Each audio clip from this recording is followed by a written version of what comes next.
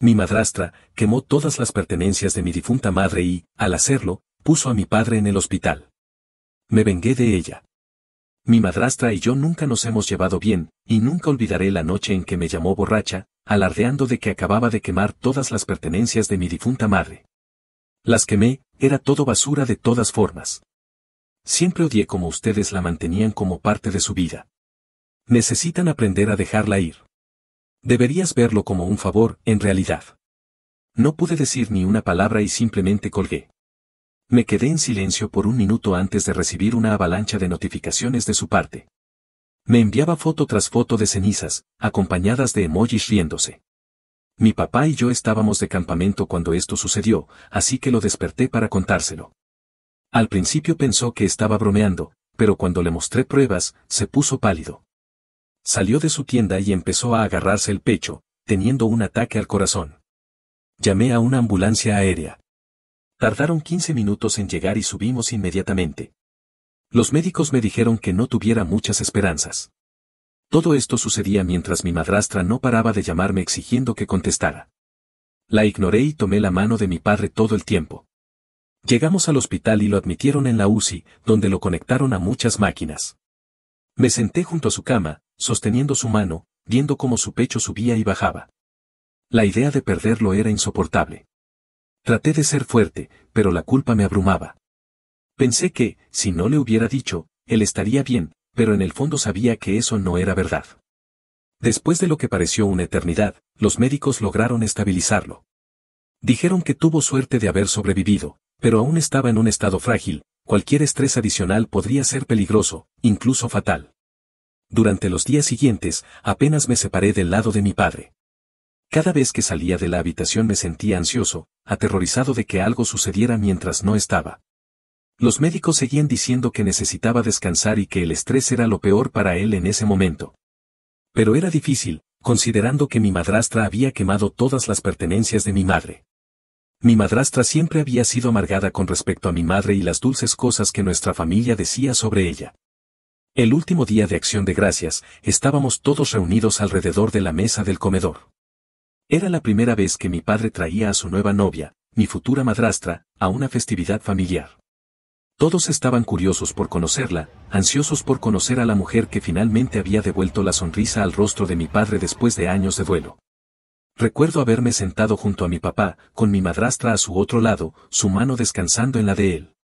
Parecía un poco nerviosa, pero ¿quién no lo estaría al conocer a toda la familia por primera vez? Mi papá seguía tranquilizándola. Mientras servíamos los platos para la mesa, la conversación naturalmente derivó a recuerdos de mi madre. Era así cada año, sin importar cuánto tiempo hubiera pasado, ella siempre estaba presente en la habitación con nosotros. Mi tía Linda le dijo a mi madrastra que era tan hermosa como Mary lo había sido. Mary era mi madre. Mi hermano sabe cómo elegirlas, dijo con una sonrisa. Hubo un murmullo de acuerdo alrededor de la mesa, y vi cómo la sonrisa de mi madrastra se desvanecía por un momento, pero rápidamente se recuperó y asintió educadamente. A medida que avanzaba la cena, las historias sobre mi madre comenzaron a fluir, cómo solía hacer el mejor pastel de nuez, cómo siempre le daba una porción extra a mi primo Jaque. Y cómo tenía esa manera de hacer sentir especial a todos. Mi madrastra se sentaba allí, sonriendo y asintiendo, pero podía sentir la tensión acumulándose en ella. Fue cuando mi tío Joe comenzó la oración que la energía en la habitación realmente cambió. Todos inclinamos nuestras cabezas, y mi tío Joe, quien siempre dirigía la bendición, comenzó a hablar: Señor, te agradecemos por esta comida y por la familia reunida aquí hoy. Te pedimos que bendigas nuestra comida y nuestro tiempo juntos, y especialmente te pedimos que sigas bendiciendo el alma de Mary. Que descanse en paz y sepa que la extrañamos mucho todos los días. Tan pronto como mencionó el nombre de mi madre, sentí a mi madrastra moverse incómoda en su asiento. Su mano, que seguía sosteniendo la mía bajo la mesa, de repente se sintió más apretada. La miré, y aunque tenía los ojos cerrados por la oración, pude ver lo incómoda que se sentía. Fue en ese momento que me di cuenta de que estaba amargada por mi madre, por la forma en que todos hablábamos de ella, y por el hecho de que, sin importar cuánto se esforzara, siempre estaría compitiendo con un fantasma. Un día, en el hospital, mi padre se despertó y estaba más alerta de lo que había estado en días. Me miró con esos ojos cansados y dijo que necesitaba hablar con Stephanie. Tenía miedo por él y de lo que podría suceder si la enfrentábamos, pero mi padre era insistente. Él no era del tipo que dejaba pasar las cosas, y sabía que guardarse todo esto solo empeoraría las cosas para él. Así que acepté. Enfrentaríamos a Stephanie juntos. Esperamos hasta que mi padre fue dado de alta del hospital. Todavía estaba débil. Decidimos enfrentarla en casa. Cuando llegamos, la tensión era palpable. Mi madrastra estaba sentada en la sala viendo la televisión como si nada hubiera pasado. Al verla, la sangre me hervía, pero me controlé por el bien de mi padre. Él le dijo que necesitaban hablar, y cuando notó que mi padre había vuelto, intentó saludarlo con los brazos abiertos. Él la apartó, dejándola sorprendida. Le preguntó qué pasaba, y mi padre lo soltó todo. Sabes muy bien lo que pasa. Quemaste todas las cosas de mi esposa, dijo. Por un momento, ella se quedó callada y se sonrojó. Luego intentó justificarse, culpando a mi padre por seguir amando a mi madre.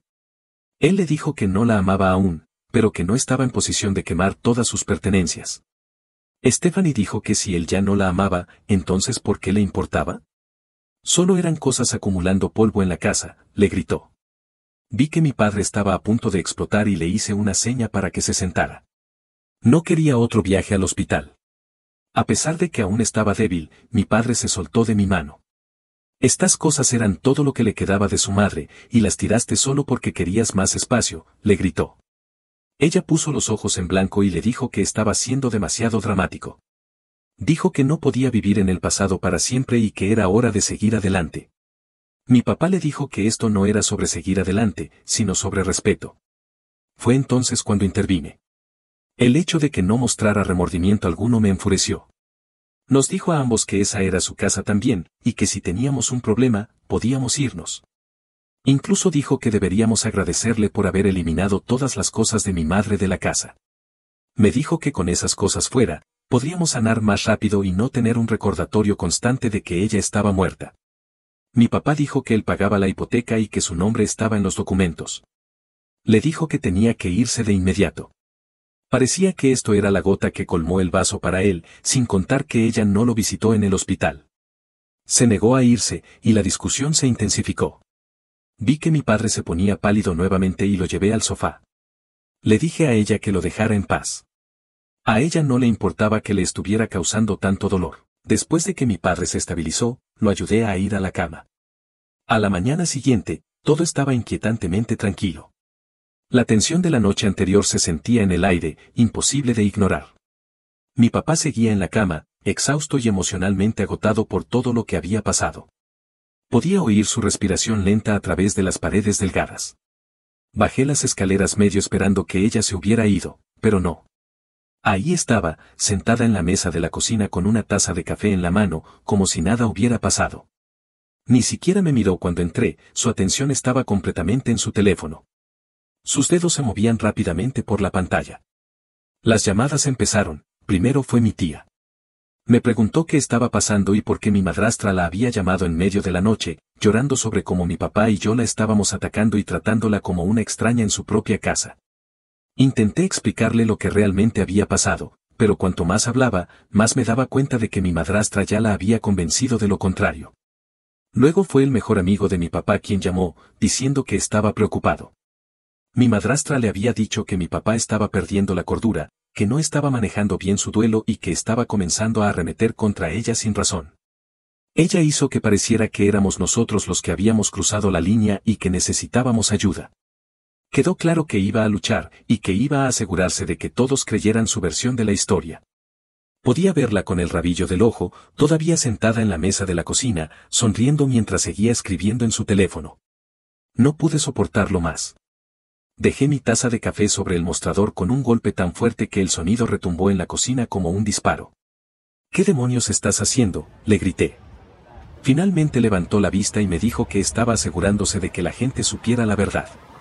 Dijo que mi papá y yo claramente no estábamos en el estado mental adecuado para manejar esto, así que ella se estaba encargando de todo. Me reí, pero ella hablaba en serio. Le dije que estaba mintiéndole a todos y que lo sabía. Ella era la que nos estaba pintando como los malos. Afirmó que solo se estaba protegiendo y que la gente tenía derecho a saber lo que realmente estaba sucediendo en nuestra casa. Siguió con un largo discurso sobre cómo nunca había sido bienvenida en nuestro hogar y que mi papá y yo la habíamos tratado como una sustituta desde que mi madre murió. Le dije que esa era la casa de mi papá y que estaba amargada porque no era ni la mitad de buena mujer que mi madre. Le dije que se fuera o llamaría a la policía. Se levantó lentamente, sin apartar sus ojos de los míos, y dijo, ya veremos sobre eso. Y con eso, pasó junto a mí, dejándome allí de pie mientras la puerta se cerraba detrás de ella. Me di cuenta de que esto estaba lejos de terminar. Mi madrastra iba a luchar sucio, y si no encontrábamos una manera de detenerla, nos lo quitaría todo. Después de todas las llamadas de familiares y amigos, mi papá comenzó a estresarse, y luego su salud volvió a deteriorarse. Estaba estresado todo el tiempo, apenas dormía, y eso le estaba pasando factura a su corazón. Los médicos nos advirtieron que no podía soportar mucho más de esto, que si las cosas no cambiaban, podría no sobrevivir. No podía quedarme de brazos cruzados viendo cómo lo destruía. Necesitábamos sacarla de nuestras vidas, pero ella no iba a irse sin luchar. Ahí fue cuando me di cuenta de que necesitábamos ayuda legal. Encontramos un abogado que se especializaba en derecho de familia y comenzamos el proceso de divorcio. Fue agotador, y mi madrastra luchó con uñas y dientes en cada paso del camino. Pero cuanto más luchaba, más mostraba su verdadera cara. Intentó hacerse la víctima, pintarnos a nosotros como los villanos, pero no funcionó. El tribunal vio a través de sus mentiras y el daño que intentaba causar. No tenía remordimientos ni empatía, solo un deseo ardiente de obtener lo que quería, sin importar a quién lastimara. El divorcio fue feo. Ella lo prolongó todo lo que pudo, tratando de desgastarnos emocional y financieramente, pero al final, el tribunal falló a nuestro favor. Fue obligada a irse, y finalmente fuimos libres de ella. Después de que se fue, nos tomó tiempo sanar. La salud de mi papá mejoró lentamente, pero nunca volvió a ser el mismo. El estrés le había pasado factura y era más frágil que nunca. Nos enfocamos en reconstruir nuestras vidas, en encontrar una nueva normalidad.